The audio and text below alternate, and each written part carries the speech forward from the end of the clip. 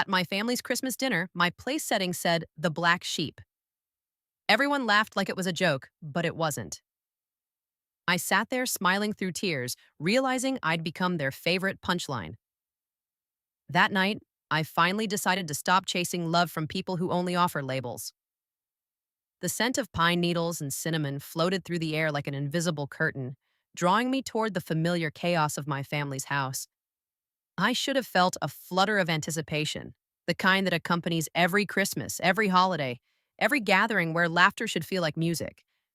But instead, there was this knot of tension in my stomach, an uneasy awareness that I didn't belong the way the others did. I parked my car and stared at the house, the warm light spilling from the windows in golden rectangles that promised cheer.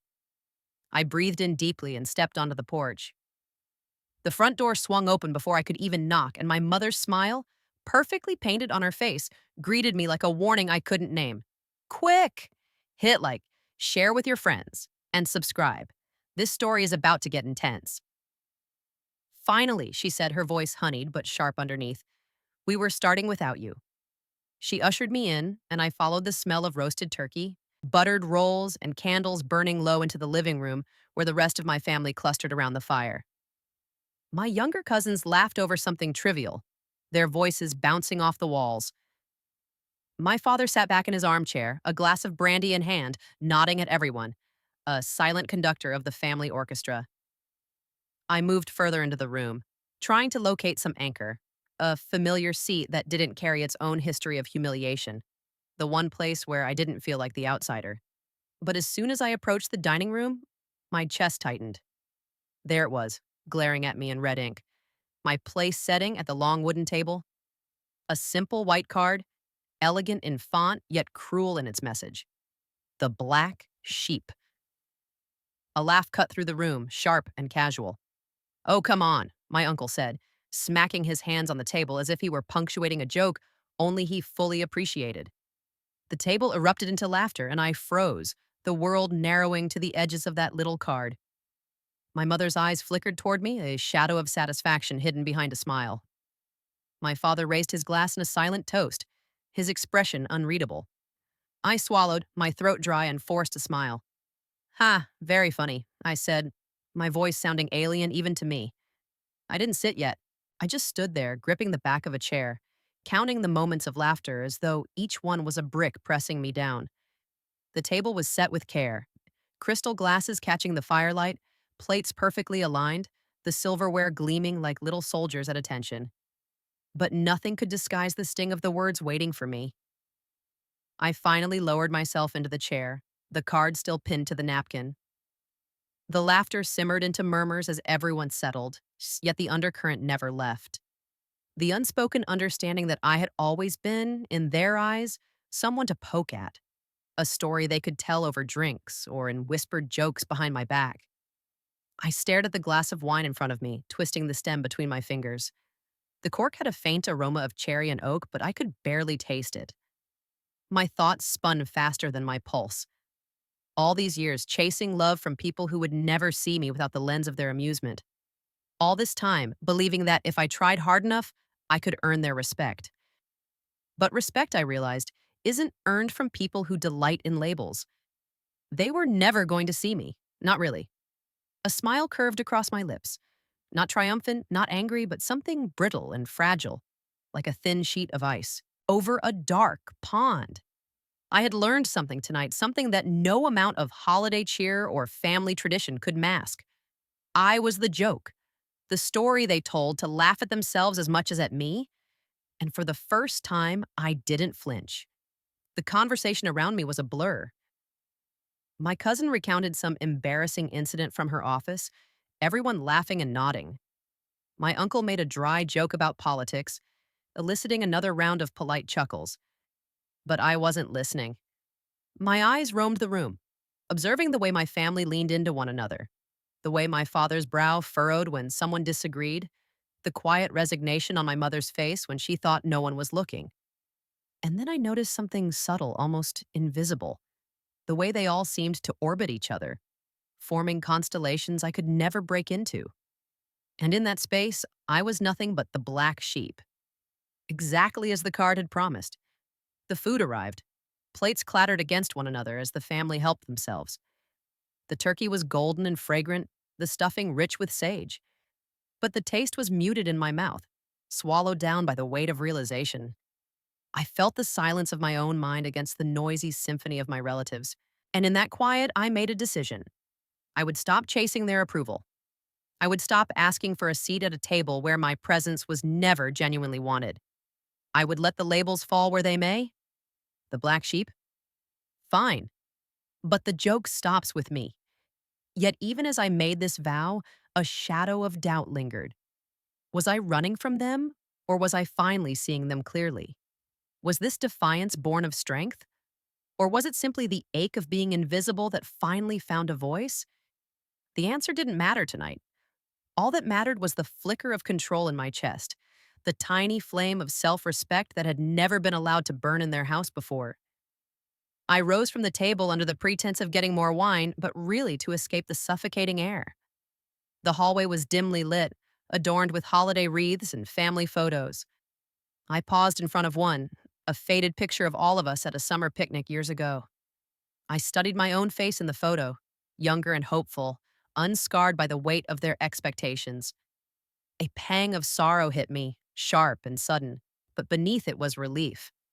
Relief that I could finally acknowledge the truth. I had been living for their approval, and it had never been mine to give. When I returned to the dining room, the laughter had subsided into quiet chatter, and my family barely noticed my absence. I took my seat, pushed the card aside, and for the first time, I felt a strange kind of freedom. I wasn't smiling for them anymore. I was smiling for myself.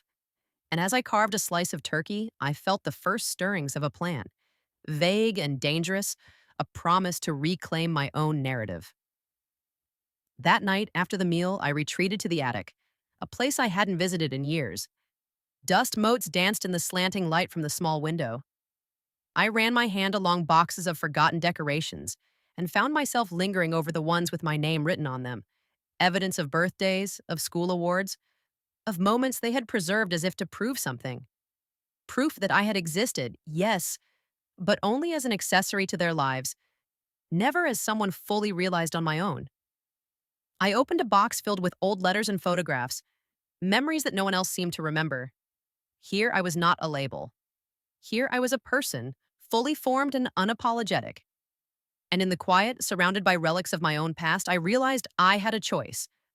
I could continue to be the black sheep, a pawn in a game I never wanted to play, or I could step away from it all and find a family of one. Myself. Sleep was elusive that night. I lay in bed staring at the ceiling, the echoes of laughter from dinner replaying in my mind, twisting into something darker, something almost cinematic in its cruelty. And yet, within that darkness, there was a spark, a recognition that the chains of family expectations were not as unbreakable as they had seemed. I didn't know what the next step would be. I didn't know how my decision would ripple through the coming days. But for the first time, I felt the subtle thrill of autonomy, the intoxicating taste of a life not dictated by others. And in that moment, I made a silent promise to myself. I would no longer chase love from those who only offered labels. I would find it in the quiet corners of my own choices, in the small victories of self-acceptance. As I drifted into an uneasy sleep, I imagined a world where family dinners no longer carried the weight of expectation, where laughter didn't sting, where the black sheep could walk proudly into the room and take up space without apology. It was a distant dream, but it felt real enough to believe in. The morning after Christmas dinner, I woke to the sound of my phone buzzing incessantly on the nightstand. The room was cold, the winter sun barely cresting the horizon, slicing through the blinds in thin, pale beams. I rubbed my eyes and picked it up, a string of texts from my cousins and a few group messages from family members. Some were innocuous holiday wishes, but others carried that same subtle undertone I had felt the night before, a mixture of teasing and judgment, casual cruelty hiding behind emojis. I didn't respond. I couldn't. The words on that card were still vivid in my mind, seared like a brand. The black sheep. I had thought I was prepared for it, thought I could carry my smile like armor, but the weight lingered, pressing into the hollow spaces of my chest. Instead, I made coffee, leaning against the kitchen counter, staring at the rising steam. I could still hear their laughter echoing in my ears. It wasn't just a memory, it was a feeling, one that seemed to have embedded itself into the walls, into the very air of the house. I ran a hand through my hair and tried to shake it off. I had told myself I was done chasing their approval, done trying to fit into a mold they would never make for me. But that resolve felt fragile in the light of day, almost laughably fragile. Later, I found myself wandering the neighborhood.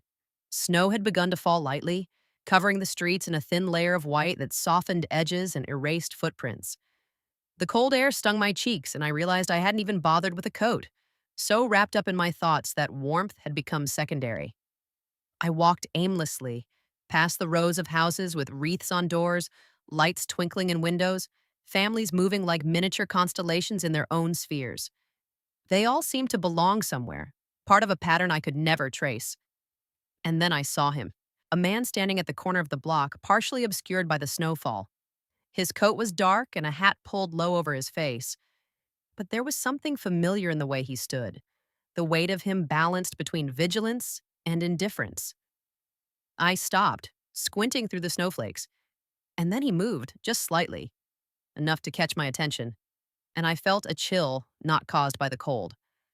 I'd never seen him before, at least not that I could remember, but there was an odd familiarity, like a name on the tip of my tongue. He didn't approach me, didn't speak, just lingered there at the edge of perception, a figure in the periphery of my reality. I turned away and walked faster, convincing myself I was imagining things, letting paranoia creep into the spaces left by hurt and sleepless nights. But even as I walked, I couldn't shake the feeling that someone, or something, was following the rhythm of my steps. Each shadow that stretched across the sidewalk seemed elongated and alive, bending in ways it shouldn't. By the time I returned to my apartment, the chill had turned into an ache, and I locked the door behind me, checking the peephole twice. The hallway was empty, silent, and ordinary, but I didn't feel ordinary. Back inside, I poured myself another cup of coffee and sank into the couch, staring at the flickering shadows cast by the fireplace. The silence was oppressive, yet comforting in a way. It was mine. For a moment, I allowed myself to breathe, to feel the lingering warmth of independence. And then my mind wandered, unbidden, to the attic, to the box of memories I'd found the night before.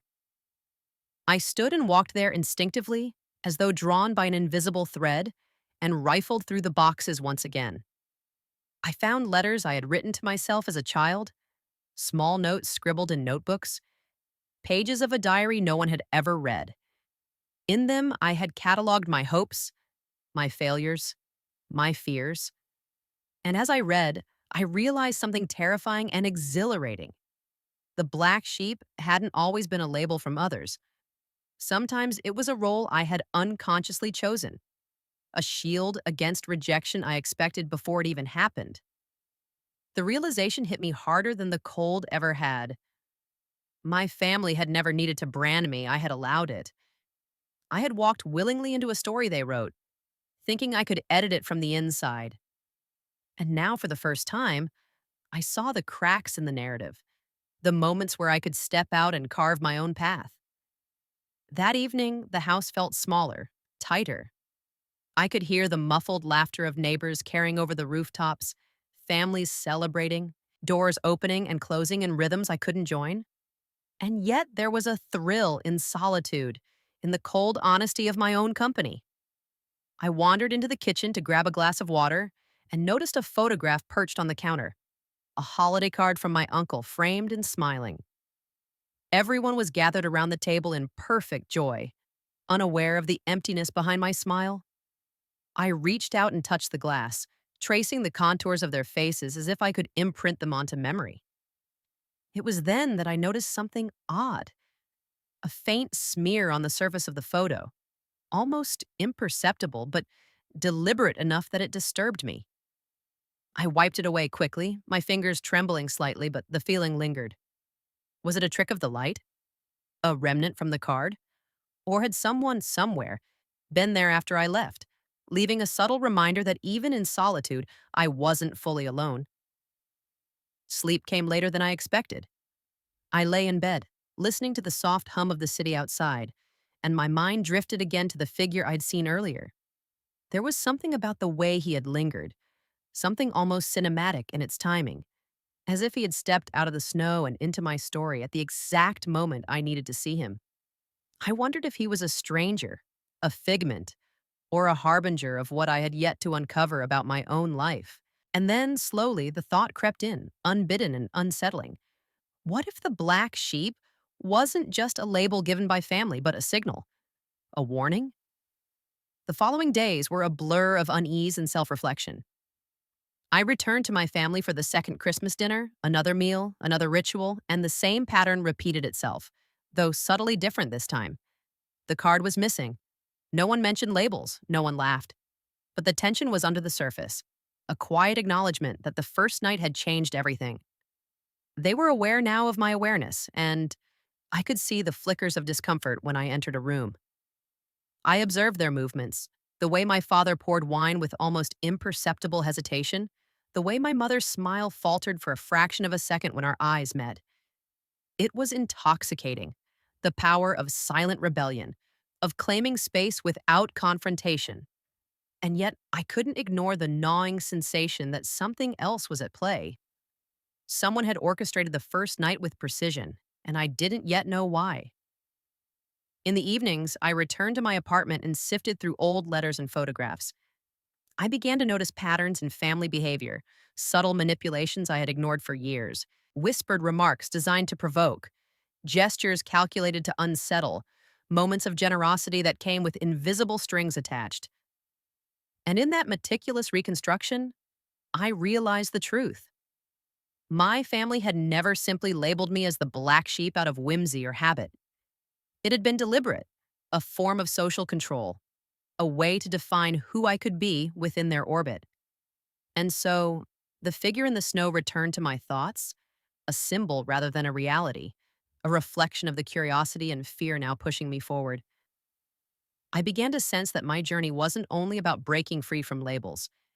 It was about uncovering truths, peeling back layers I had ignored for years, and with that realization came a sense of dangerous excitement. One night, as I pored over a particularly fragile letter, the phone rang. The number was unknown, the display blinking ominously in the dark. I hesitated before answering, my instincts screaming caution. "Hello," I said, my voice careful, neutral. "Do you remember the first Christmas?"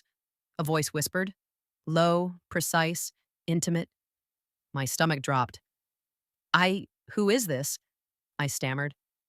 "There's more to your story," the voice continued, almost teasing. "And it's time you stop playing the part they've written for you." The line went dead before I could respond. I sat frozen, staring at the phone. The snow outside had stopped, leaving the city quiet, almost suffocatingly so. My mind raced. Had I imagined the figure? Was the call linked to him, or was it something else entirely? I realized then that the label Black Sheep was only the beginning. The story, my story, was far from over. And for the first time, I felt both the thrill and the terror of stepping into the unknown.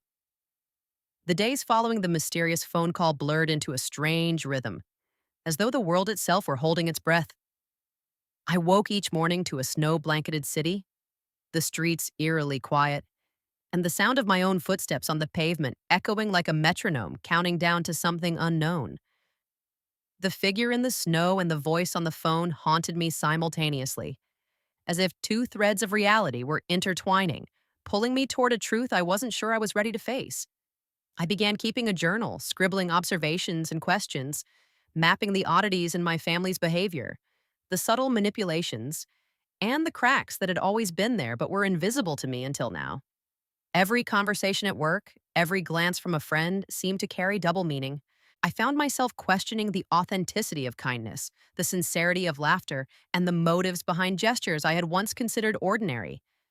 And yet, in this growing paranoia or clarity, I felt a sense of power, the ability to see what others either ignored or deliberately obscured.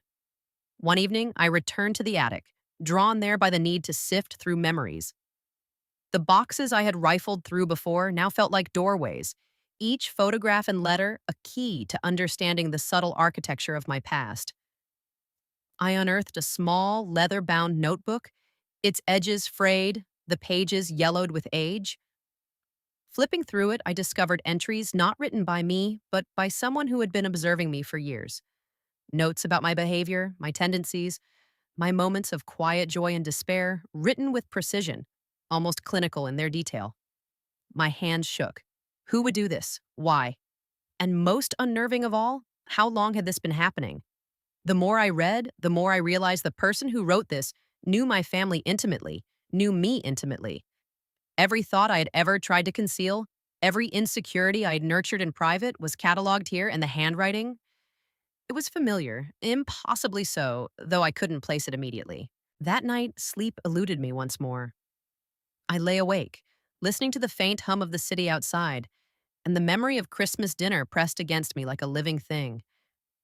I remembered the card, the laughter, the way everyone had looked at me as though I were a character in a story only they understood. And now, with the notebook in my hands, I understood that the story was far more intricate than I had imagined. It wasn't just my family who had defined me. Someone else had been pulling strings behind the scenes, shaping perceptions, controlling the narrative. The next morning, I returned to my family's house, ostensibly to check on some leftover holiday decorations I had promised to take home. The door opened before I could knock, and I was greeted by my mother's polite, measured smile. Her eyes flickered toward me, and for a brief moment, I felt the weight of scrutiny I hadn't noticed before. "Glad you're here," she said, voice light, almost casual. "We were just rearranging some things in the living room." I followed her inside, noting the subtle changes. The furniture shifted slightly. The photographs on the wall moved by inches, everything familiar yet unsettlingly off. My father was absent, though his coat hung by the door, suggesting he had just stepped out. I wandered through the room, my gaze drawn to the fireplace mantel, where a photograph of our family at last year's Christmas dinner sat tilted, the angle deliberate, a shadow cutting across one corner. It wasn't until I looked closer that I realized the black sheep card from last year was tucked behind it, almost as if it were hidden, waiting for me to find it again. A sound from upstairs drew my attention. A soft shuffle like footsteps on carpet. Cautious, measured. I called out, but no one answered. My heart quickened. For a moment, I wondered if I was imagining things, if my mind was weaving paranoia into reality. But then I saw movement at the top of the staircase, a flicker of shadow that disappeared as quickly as it appeared. Compelled, I ascended the stairs, every step deliberate, every nerve taut. At the end of the hallway, a door stood slightly ajar. Inside, I found a small study. Bookshelves lining the walls, the scent of old paper and cedar filling the air. On the desk was a single envelope, unmarked except for my name in elegant handwriting. I picked it up with trembling fingers and opened it. Inside was a photograph, one I didn't recognize at first. A young boy, standing in the snow outside our house, watching the camera with an expression I would later describe as knowing. On the back, written in the same hand as the envelope, "You're not who you think you are." My pulse quickened. I knew the boy in the photograph, though not consciously. There was a familiarity that clawed at the edges of memory, a sense of inevitability. And then I realized the figure in the snow, the voice on the phone, the notebook in the attic, they were all connected, guiding me toward a revelation I wasn't yet ready to face. I didn't sleep that night. Instead, I sat in the dim light of my apartment, staring at the photograph and the notebook, piecing together fragments of a story that had been hidden from me, a story in which I was both protagonist and pawn. Questions multiplied faster than I could answer. Who had been watching me? Why had they allowed the black sheep narrative to persist? And what did it mean that someone familiar, had been orchestrating my perceptions, shaping my family's behavior, nudging me toward a certain understanding? The answer came unexpectedly the following morning. A knock at my door startled me, and when I opened it, there was no one there, only a small package resting on the doormat. No return address, no markings except my name scrawled in the same elegant handwriting. I carried it inside and opened it carefully. Inside was a box, simple, wooden, unadorned. I lifted the lid and found a key. A single key. old and tarnished, with a tag that read, "It begins where it ended." A chill ran through me. I had no idea what it unlocked, no idea who had sent it, yet I felt the pull of inevitability. There was a sense, deep and inescapable, that my next steps would not be voluntary. I was being drawn into a narrative I could not escape, a story that had been written before I even realized I existed as a player within it. I tried to resist. I put the key aside, attempted to return to the mundane rhythms of life, but every glance, every reflection in a window or mirror seemed to carry a hidden message. Shadows elongated unnaturally. Sounds carried twice, thrice, as though the world itself were echoing with intentions I could not discern. And always, at the edge of perception, there was the boy in the snow, watching, waiting, silent but insistent. By the third night, I knew I could no longer ignore it. I had to follow the trail, find the lock the key fit, uncover the truth of why the black sheep card, the notebook, the photograph, and the phone call existed. And so, I prepared. I gathered the items, traced my steps from the attic to the family home, mapped the moments that had seemed random but now appeared deliberate. Every detail was a clue, every memory a breadcrumb leading to a revelation I both feared and craved. As I left my apartment, the city had transformed. The snow was heavier now, muffling sound, turning streets into silent corridors. I felt the isolation keenly, a sense that the world had been reduced to the narrow tunnel of my own perception. And yet, within that tunnel, I felt alive, sharpened, attuned to the pulse of hidden truths. I was no longer merely the black sheep. I was the seeker, the investigator, the one who would uncover what had been carefully obscured from me for so long. The trail led me back to the house, but not the house I'd known. The interior seemed subtly altered, shadows cast in strange directions, furniture moved by imperceptible inches, photographs rearranged as though to communicate a message in silence. I ascended to the study where I had found the photograph and the envelope, and there on the desk was another envelope. I opened it with a sense of inevitability, and inside was a single sentence, typed neatly, chillingly. "The black sheep is not who you think he is, and neither are you." I could feel it before I even opened the door. The house was different, alive with a tension I hadn't sensed before. The snow outside had stopped, leaving streets wet and glimmering under the pale winter light, reflecting the gray sky like a fractured mirror. Every creak of the floorboards under my feet sounded amplified, every whisper of wind through the cracks in the windows like a voice calling my name. I held the key tightly in my hand, my knuckles white, and I knew this was the moment where everything would either unravel or snap into clarity. The study was quiet when I entered. The desk where I had found the photograph and envelope was bare, except for another envelope perched at the very edge. I approached it slowly, each step deliberate, aware of the hollow echo that trailed behind me. My heart pounded with anticipation, but also with fear that the truth I sought might be more devastating than I could bear. I picked up the envelope and opened it. Inside was a single sheet of paper, printed in neat, mechanical font.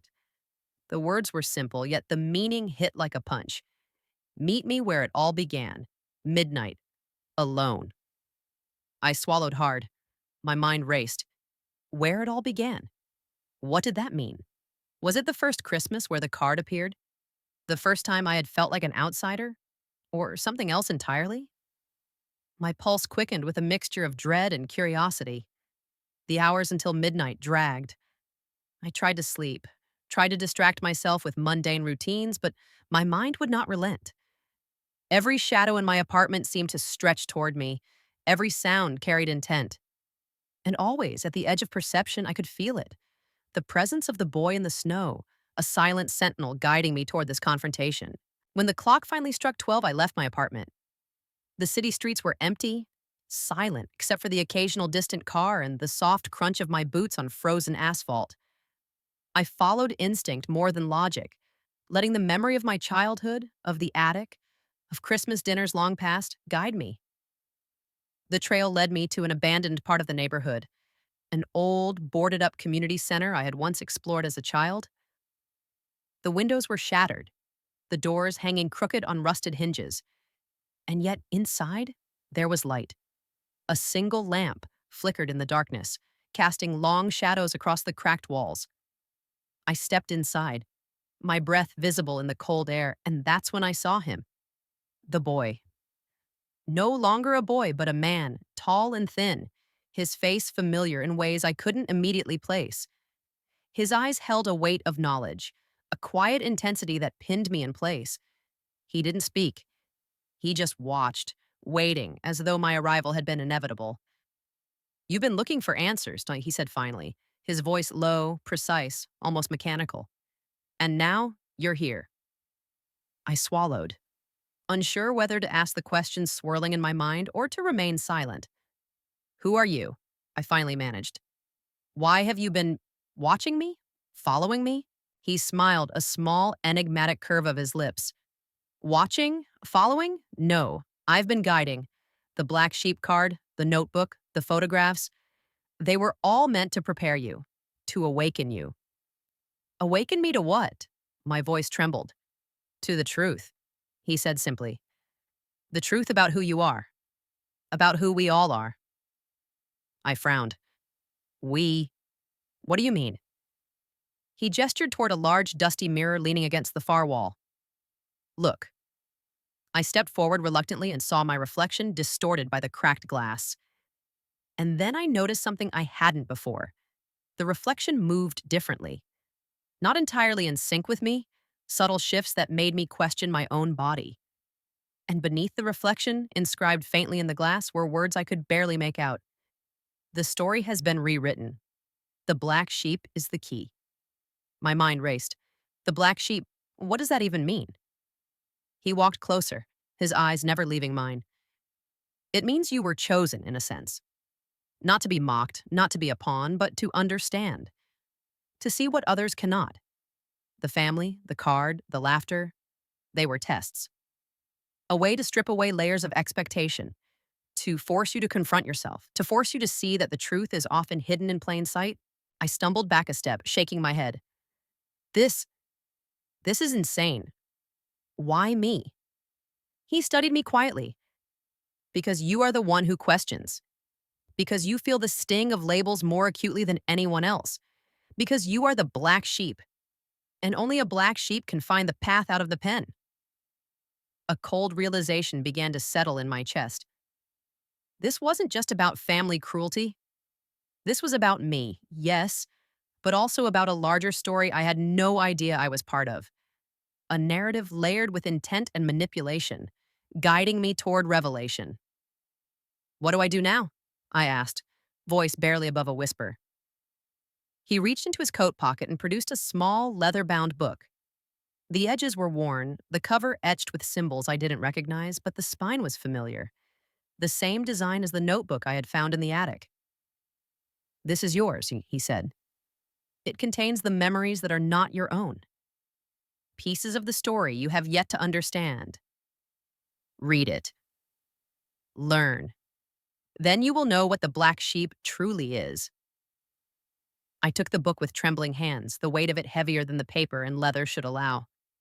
I opened it cautiously and began to read. The pages were filled with accounts of my family's history, but not as I had known it. Names were different, events were altered, and hidden behind the ordinary were intentions, betrayals, and alliances I had never imagined. I read of decisions made decades ago, of promises kept in silence, of grudges nurtured and passed down through generations, and always intertwined with the narrative was my presence, not as an observer, not as a participant, but as a catalyst. Every act of cruelty, every laughter at my expense had been part of a larger design, guiding me to this very moment. I looked up from the pages, my eyes wide. This, this can't be real." He shook his head. "It is. And you must decide now whether to step fully into the story or turn away. The black sheep is not a label, it is a choice. To accept it is to understand. To reject it is to remain blind." I closed the book, the air thick with anticipation. "And if I accept? Then you see. Then you know.